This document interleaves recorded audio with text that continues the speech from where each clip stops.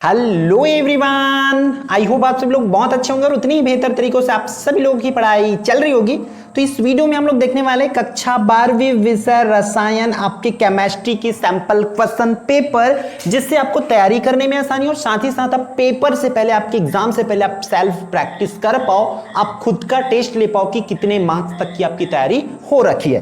ठीक है, तो ये वीडियो जो है कंप्लीटली प्रीवियस ईयर के पॉइंट ऑफ व्यू से बनाया गया है कि किस तरीके से क्वेश्चंस एग्जाम में पूछे जा सकते हैं। आपके एक आइडिया के लिए है कि किस तरीके से आपको तैयारी करना है। तो बस वीडियो को ध्यान से देखना और इस तरीके से क्वेश्चंस की तैयारी करके आपको अपने एग्जाम के लिए जाना है। ठीक है, तो चलो भाई आप लोग का दिखा देते हैं। भाई अति लघुत्तरी प्रश्न 1 से जो है 5 तक है और प्रत्येक में 1 अंक निर्धारित है। ठीक, कैसे प्रश्न पूछे जाते हैं, एक अंक में किस लेवल के प्रश्न पूछे जाते हैं, तो देखो यहां पर ध्यान से जंग का रासायनिक सूत्र लिखना है, ठोस कठोर क्यों होता है, फिर छदम या आभासी अभिक्रिया किसे कहते हैं, नॉर्मलता किसे कहते हैं, इस तरीके से प्रश्न आपको पूछे जाएंगे। फिर 17वें समूह के तत्वों के नाम बताना कि 17वें जो समूह है आधुनिक आवर्त सारणी के, उसमें कौन कौन से तत्व शामिल है, उनके नाम आप लोगों को लिखना होगा।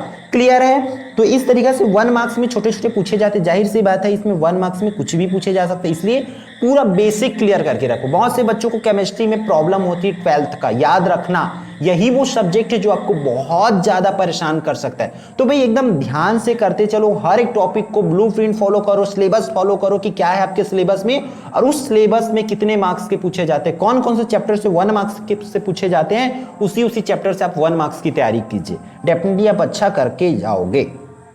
फिर अब लघुत्तरी प्रश्न जो 6 से 10 तक है, जो कि प्रत्येक पर 2 अंक निर्धारित है। तो इस तरीके से प्रश्न आपको पूछे जाएंगे, जैसे कि पराशरण का जैविक महत्व बताना है, प्रबल विद्युत अपघट्य या दुर्बल विद्युत अपघटन, अपघट्य और अपघटन दोनों को अच्छे से करके जाएंगे। फिर आयनिक ठोस तथा धात्विक ठोस में अंतर लिखना है कि आयनिक ठोस क्या होते हैं और धात्विक ठोस क्या होते हैं, ये आप लोगों को बताना होगा। फिर क्रिस्टल जालक किसे कहते हैं, अर्धपारगम्य झिल्ली को परिभाषित कीजिए। तो देखो इन प्रश्नों को भी आप अच्छे से स्क्रीनशॉट ले लीजिए और इसकी प्रिपरेशन कर लीजिए।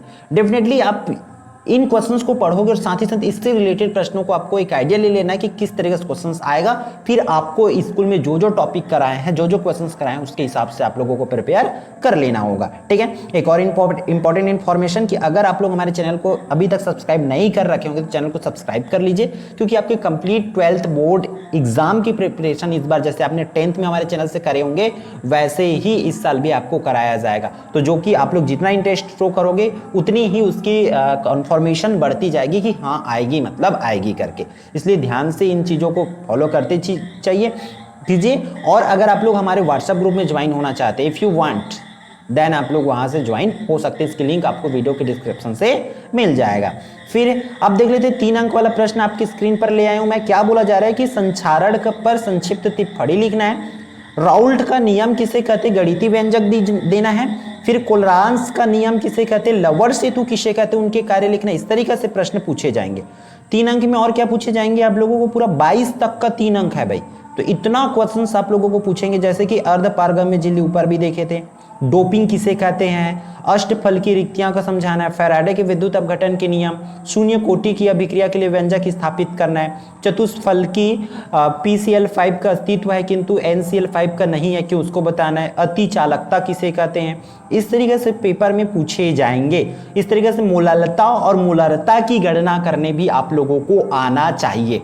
ठीक है, जिसमें से एक क्वेश्चन पूछे ही जाते हैं। तो ये रहा आपका कहां से लेकर के 11 से लेकर के 22 तक का प्रश्न, जो कि 3 अंक में इस तरीके से पूछे जाएंगे। तो आप लोगों का अगर इसमें से 4-5 भी आ जा रही है मतलब बहुत बड़ी बात है। तो आप लोग इन क्वेश्चंस को अच्छे से प्रिपेयर कर लीजिए। ठीक है, फिर आप लोगों का देख लेते हैं 23 दीर्घोत्तरी प्रश्न, जिस पर 4 अंक है, देहली ऊर्जा और सक्रियण ऊर्जा को समझाना है, फिर N प्रकार का अर्धचालक और P प्रकार का अर्धचालक को समझाना है। तो इस तरीके से ये 4 अंक वाला क्वेश्चन एक ही प्रश्न रखा गया इस पर, तो इसको आप 4 अंक के हिसाब से दोनों में से किसी एक को कर लेना, अथवा में दिया हुआ।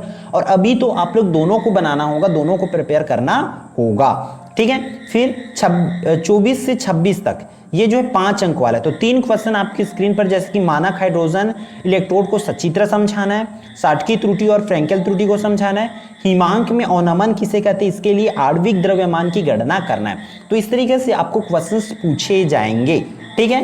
तो ये रहा आपकी केमिस्ट्री के लिए इंपॉर्टेंट क्वेश्चंस जो कि सैंपल पेपर के पॉइंट ऑफ व्यू है, आपके प्रैक्टिस के लिए है, इसलिए आप लोग इन क्वेश्चंस को जरूर करके जा सकते हो सकता है मे बी आपके स्कूल में 70 मार्क्स की ना हो करके आपका 50 मार्क्स का हो रहा होगा, तो उसके हिसाब से इसके लिए भी आप प्रिपेयर कर सकते हो। सिर्फ नंबर ऑफ क्वेश्चंस जो है कम होगा और वो 50 मार्क्स की क्वेश्चंस बन जाएगी। ठीक है, तो इस वीडियो में इतना ही, फिर हम मिलते हैं आने वाले इंपॉर्टेंट वीडियो में। और एक चीज याद रखना, जाते जाते मैं बता देता हूं कि एक ही क्वेश्चंस पेपर में ऑल इंपॉर्टेंट क्वेश्चंस को नहीं डाला जा सकता, इसलिए पूरी 100% इसमें से ही पूछा जाए ऐसा नहीं हो सकता। ठीक है, तो मिलते हैं नेक्स्ट वीडियो में।